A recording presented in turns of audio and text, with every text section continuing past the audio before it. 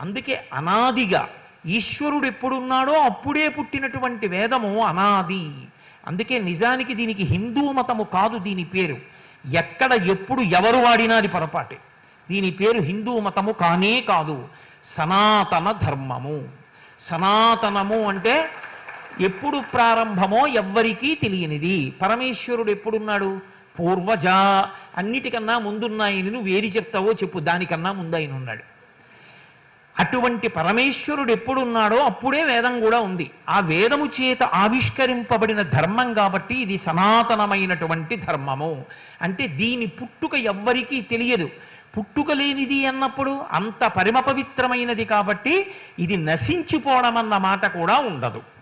అక్కరలేని విషయం గురించి బెంగపెట్టుకోవడం ఏమిటంటే సనాతన ధర్మానికి ఏమైనా ప్రమాదం జరుగుతుందేమో.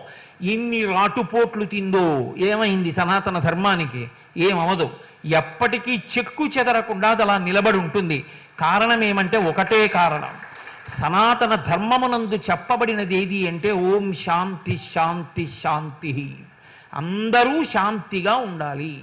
అందరూ శాంతిగా ఉండాలి అన్నది ఎందుకు నిలబడదు సమాజంలో? నిలబడి తీరుతుంది. సత్యం వద ధర్మం చర. ఇంతకన్నా చెప్పడానికి ఎక్కడైనా ఏమైనా ఉంటుందా? ఇంకా సత్యమును పలుకు, ధర్మాన్ని పాటించు.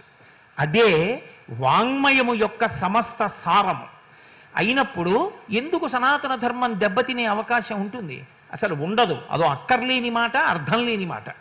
అటువంటి సనాతన ధర్మము ఏది ఉన్నదో దానికి ప్రాణం ఏది అంటే వేదమే.